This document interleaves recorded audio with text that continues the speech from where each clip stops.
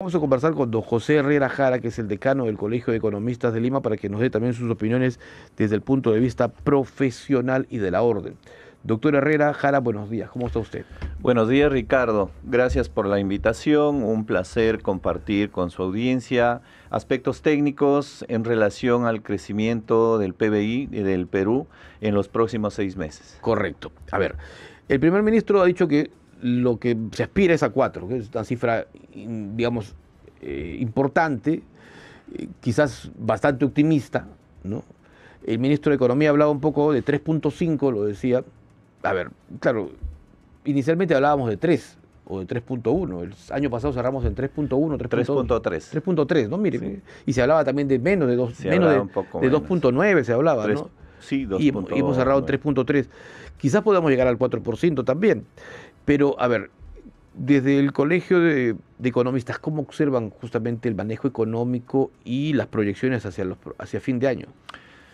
Bien, gracias por la pregunta. Desde el punto de vista técnico y desde la opinión internacional o de las instituciones más relevantes en este tema, por ejemplo, el Banco Central de Reserva, el Fondo Monetario Internacional, el Banco Mundial, se habla de un rango técnico de 2.8 y 3.2%, ¿no? En realidad, ellos dicen más o menos 3%. Claro. Creceríamos en el Perú en el 2025, lo cual significa ser realistas por ese lado. Sin embargo, el ministro Salardi, con la batería de propuestas que mencionó, ¿no es cierto?, con la firma de las adendas a julio y la proyección de algunos proyectos privados que se mencionaron también. Y el show de desregulación. Claro, el shock de desregulación y todo. Se habló de un 4%, pero más que una proyección o estimación, se hablaba de una meta, considero. Claro. De una meta, ¿no es cierto? Y la meta es lo que uno como ministerio o como ministro aspira para lograrlo. Sin embargo, la proyección técnica no alcanza al 4%, definitivamente, ni siquiera en marzo. Ahora, en estas circunstancias, un ajuste al 3.5 por el ajuste de la meta nuevamente, ¿no? Por el ministro actual, a 3.5 es un poco más realista, pero diría que todavía no alcanza a una proyección más conservadora. Yo diría que es demasiado optimista todavía. Sin embargo, podemos hablar de una proyección, considerando la evolución del año pasado y este año, un rango de 3 a 3.2%, que es lo que podría alcanzar la economía peruana en este año. Pero el movimiento, a ver, de este plan de desregulación y, digamos, los mecanismos que se están dando para promover las alianzas público-privadas, ¿no?, en obras de infraestructura, ¿no nos pueden ayudar en ello? Sí ayudan. El tema es que no son mecanismos automáticos. Ya. La propia desregulación es un proceso lento que requiere todo el proceso del Congreso y que los agentes agentes privados y públicos puedan desempeñarse con la velocidad que se estima. Sin embargo, en la realidad demora más. Son procesos de mediano y largo alcance. Y cuando el Fondo Monetario Internacional le pide al Perú que tengamos estabilidad fiscal, ¿qué significa? Lo que pasa que, Ricardo, hay factores que refuerzan el crecimiento y hay factores que limitan.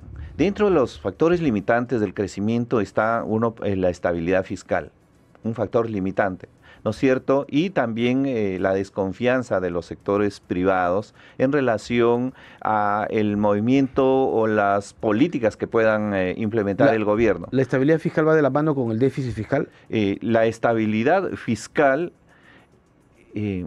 asegura la confianza de los organismos internacionales y asegura la confianza del sector privado. El sector privado puede invertir o no invertir dependiendo si hay o no estabilidad fiscal. Igualmente los organismos internacionales. Por eso hay que cuidar la estabilidad fiscal, que dicho sea de paso, se han hecho ajustes en las proyecciones, por ejemplo a 2.5. Recuerde que el ministro Salardi dijo, bueno, vamos a bajar el monto a 2.2 este año. Y ahora hay un ajuste que ha hecho el ministro hacia arriba, a 2.5. ¿Por qué? Porque se prevé de que no se va a alcanzar el 2.2, porque recuerde que este año es un año preelectoral y probablemente el gobierno esté pensando, ¿no es cierto?, en seguir el ritmo de inversión, pero también, lo cual es bueno la inversión, pero también el gasto corriente. Y entonces el gasto corriente, cuando no es eficiente, no debería proponerse. Claro, para que la gente lo entienda, el gasto corriente es esos contratos. Contratos, planillas, más que nada, gastos, insumos, claro. todo lo que todos los años se proyecta para digamos, asumir compromisos y obligaciones de las entidades públicas. Correcto. Bueno, y claro, usted dice que es un año electoral donde a veces incluso hasta el propio Parlamento hace uso y abuso de algunas facultades, ¿no? Por supuesto, y el Parlamento ya está pensando en próximas acciones. El caso, por ejemplo, del IGB, recuerde usted, del 18, bueno, 16% que se disponía y 2% para el Fondo de Promoción Municipal, y ahora es 14, ¿no es cierto? Entonces, 14 para el fisco y 4 para las municipalidades. Y 4 para las municipalidades. Quiere decir que habrá más dinero en el 2026, aunque no del 4% todavía, porque va a ser escalonado. Claro. Sin embargo, eso llega a los municipios de quienes, probablemente de los partidos políticos que hoy están en el Congreso. Entonces estamos hablando ya de un tema electoral. Ahora, eso no significa que la redistribución del 4% sea mala. Eso es una, digamos, una redistribución que favorece a los municipios y a las poblaciones alejadas y de pequeños ingresos del Tesoro. Favorece totalmente, siempre y cuando se haga un adecuado uso de los recursos. Y siempre y cuando el gobierno nacional no genere deuda.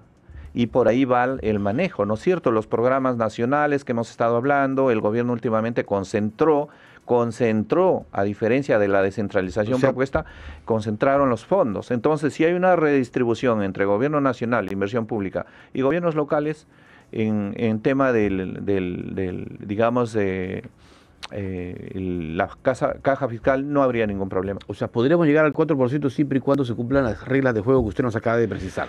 A ver, yo diría que es un poco difícil llegar al 4%. Es difícil. Entendemos que el Premier ha lanzado digamos, una meta optimista, recogiendo lo que dijo el ministro Salardi.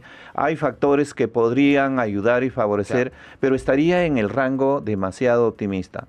Más le veo ya siendo como colegio profesional, con un análisis más riguroso y técnico, sobre todo, el rango estaría entre 3 y 3.2%, lo que podríamos llegar a fin de año. Para el Colegio de Economistas de Lima, lo más probable es que el crecimiento sea de 3 a 3.2, o sea, casi muy similar al año pasado. Muy similar al del año pasado, porque hay factores que limitan también. Recuerde usted, por ejemplo, ya estamos junio. ¿Y cuánto va el tema de la ejecución de la inversión pública ahora? A nivel nacional, el Perú recién ejecuta el 32%. ¿No es cierto? A nivel Perú. A nivel gobierno nacional se ha ejecutado inversión pública 37%.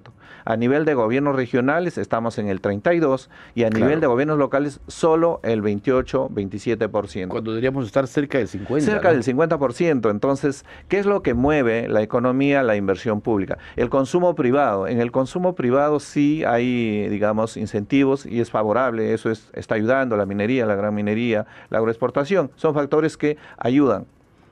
Pero los factores limitantes, vuelvo a reiterar, la ejecución. Y el factor internacional, le pregunto esto por el impacto que puede generar esta guerra entre Irán y Israel, que ya ha tenido un impacto en el precio del petróleo. No muy significativo, pero ya ha tenido, y podría esto, si de agravarse, este conflicto, traer una mayor alza del combustible. Por supuesto, el Perú es una economía que está expuesta a este tipo de eventos internacionales. Recordemos que con las medidas de Donald Trump también generó revuelo. Menos mal que el Perú... Los aranceles. Los aranceles, ¿no es cierto? Menos mal que el Perú no tenía alta dependencia en ese sentido, pero el precio del petróleo y otras variables que pueden afectar fuertemente a la economía peruana. Eso es un poco riesgoso y sabemos que el modelo está así, de esa manera expuesto. Preocupación entonces. Muchísimas gracias, decano.